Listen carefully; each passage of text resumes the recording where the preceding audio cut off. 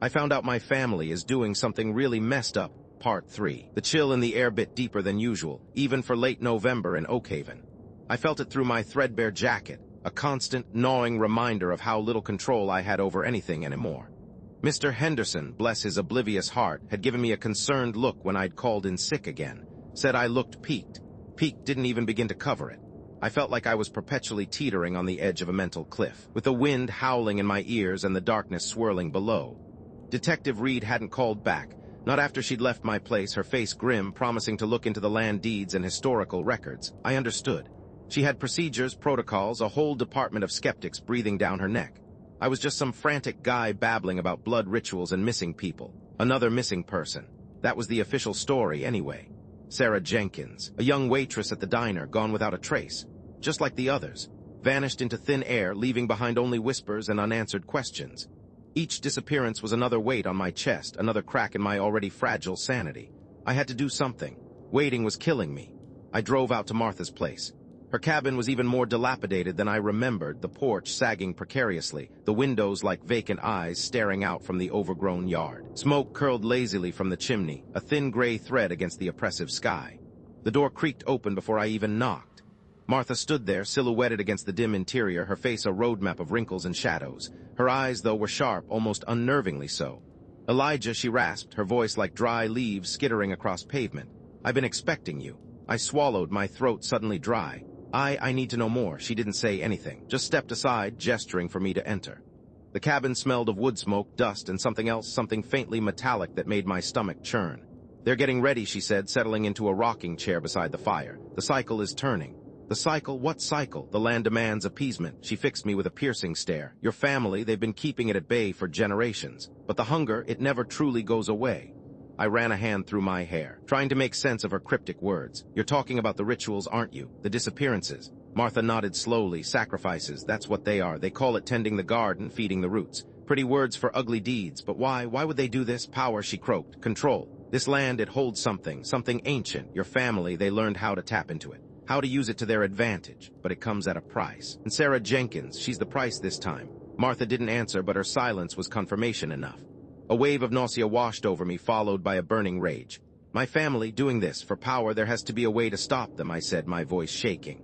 Martha sighed, a long, rattling sound. "Stopping them, that's a fool's errand. They're too deeply entrenched. They have protection. Protection from who? The police. They're just covering for them more than that," Martha whispered. "The land itself protects them. Those who try to interfere, they don't fare well." I thought of the disappearances, the unspoken fear that hung over Oakhaven. Martha was right. The town was complicit, bound by tradition and a shared, terrible secret. "What about Rebecca?" I asked. "Is she involved?" Martha hesitated. "She's different. She's seen things, she knows things, but her blood runs deep. Loyalty is a powerful force." Hope flickered within me. Maybe Rebecca could be turned. Maybe she could help me expose them. I left Martha's cabin with a renewed sense of purpose. I needed to talk to Rebecca, now. I found her at the diner, wiping down tables with a vacant expression. She looked tired, haunted. "Rebecca," I said, pulling up a chair, "we need to talk." She glanced at me, her eyes wary. "About what, Elijah? About what's happening? About Sarah? About everything?" She sighed, setting down her rag. "I don't know what you're talking about." "Yes, you do. You know about the rituals. You know about the disappearances. You know what our family is doing." Her face paled. "You're crazy, Elijah. You need help." "I'm not crazy, Rebecca. I'm trying to stop them. But I can't do it alone. I need your help." She looked around nervously, as if afraid someone was listening. "I can't, Elijah. You don't understand. I can't." "Why not? Are you afraid of them? Are you afraid of what they'll do to you?" She flinched. "It's more complicated than that. I can't explain." "Then show me. Show me what's happening. Show me where they're taking these people." She hesitated, her eyes filled with conflict. I can't promise anything. But meet me tonight, midnight, at the old mill, midnight. The old mill." A shiver ran down my spine. It was a start, at least. A chance. That night, the darkness was absolute. The moon was hidden behind a thick blanket of clouds, and the air hung heavy with the promise of snow. The old mill loomed against the horizon, a skeletal silhouette against the starless sky. I waited, my heart pounding in my chest, the silence broken only by the rustling of leaves and the distant hoot of an owl. The air was thick with anticipation and dread. Rebecca arrived a few minutes after midnight, her face pale and drawn. She didn't say anything, just beckoned me to follow her. We walked in silence, deeper and deeper into the woods, the trees closing in around us like grasping claws. The ground was uneven, covered with fallen leaves and gnarled roots. I stumbled more than once, my anxiety growing with each step.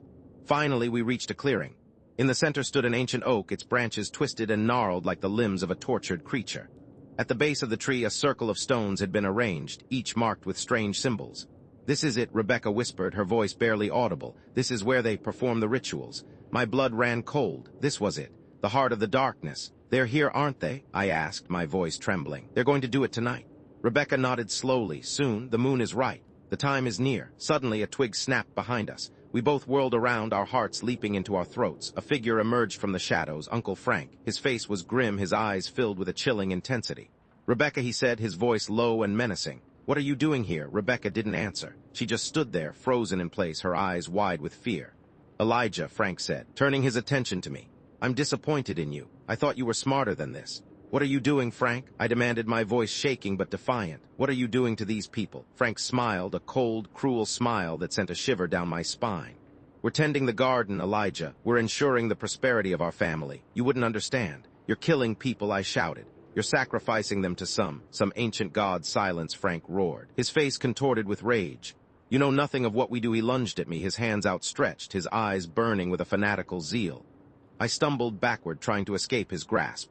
Suddenly, Rebecca stepped forward, placing herself between me and Frank. "Stop it, Uncle Frank," she cried. "This has to end." Frank hesitated, his eyes narrowing. "Rebecca, get out of the way. You don't know what you're doing." "Yes, I do," she said, her voice trembling but firm. "I know that this is wrong. I know that we can't keep doing this." Frank stared at her for a long moment, his face a mask of disbelief and anger. Then with a sigh, he lowered his hands. "Very well, Rebecca," he said, his voice low and resigned. "You've made your choice." He turned and walked away, disappearing back into the shadows. Rebecca stood there, trembling, her face pale. "We have to go," she said, grabbing my arm. "Now." We ran, stumbling through the woods, the sound of our footsteps echoing in the darkness. We didn't stop until we reached the edge of the forest, collapsing onto the side of the road, gasping for breath.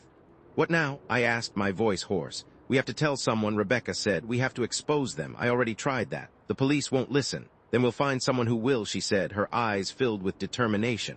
"Someone who can help us." We drove to Detective Reed's house, arriving just before dawn. She answered the door looking tired and disheveled, her hair a mess, her eyes bloodshot.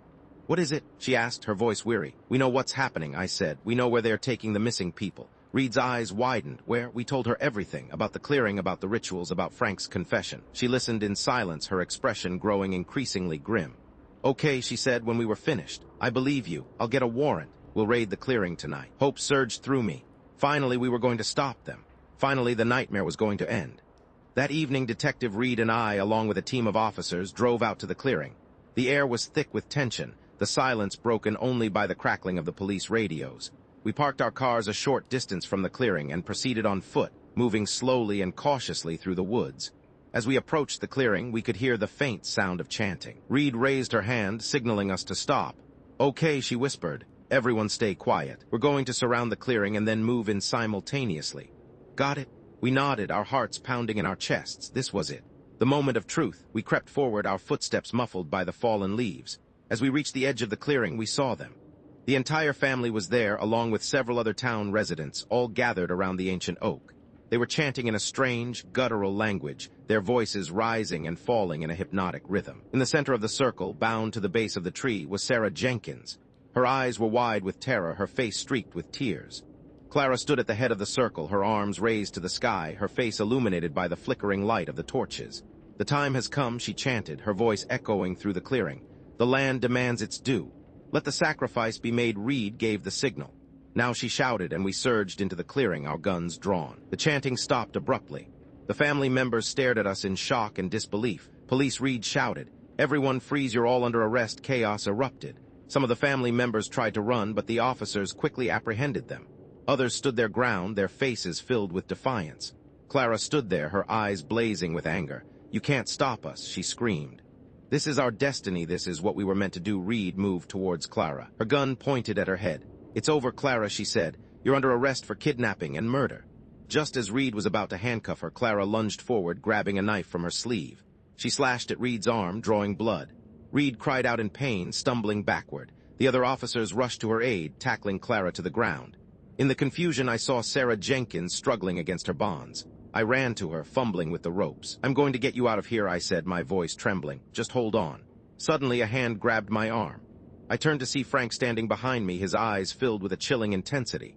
"You can't stop us, Elijah," he said, his voice low and menacing. This is bigger than you. This is bigger than all of us. He raised a knife, his eyes fixed on mine. I knew what was coming. This was it. Then everything went black. I woke up in the woods. My head was pounding, and my body ached all over. I was lying on the ground, covered in leaves and dirt. I sat up, trying to get my bearings. It was dawn, the sky a pale gray. The clearing was gone, so were the police, my family, and Sarah. I was alone.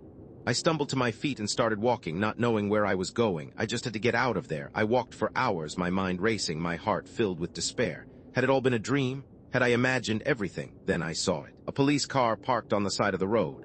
I ran towards it, hope surging through me. The officer inside the car looked up, his face grim. It was Deputy Wayne. Wayne, I said, gasping for breath. Thank God, you have to help me. My family, they're doing terrible things. Wayne stared at me, his expression unreadable. Get in the car, Elijah, he said. I'll take you home. I hesitated, something about his tone making me uneasy, but I was exhausted and confused. I needed help. I got into the car and Wayne started driving. We drove in silence for a long time, the only sound the hum of the engine. Finally, we reached the town limits. As we approached the town square, I saw them. The entire town was there, standing in the square, their faces blank and expressionless. My family was there too, standing in the front of the crowd, Clara, Frank, and Rebecca. Wayne stopped the car. Get out, Elijah, he said. I stared at the crowd, my heart pounding in my chest. Something was wrong, very wrong. Just as I was about to speak, someone stepped forward. It was Rebecca. She smiled, a slow, chilling smile that sent a shiver down my spine. We found him, she said, her voice clear and strong. She turned to me, her eyes filled with a cold, unwavering resolve. It is time, she said. She walked to the front of the crowd, and the crowd turned and started walking back towards the woods with Rebecca and me in the middle. Detective Reed, now barely conscious, watched as we walked away. Her eyes were filled with horror. "Oh God," she whispered, "it's happening again."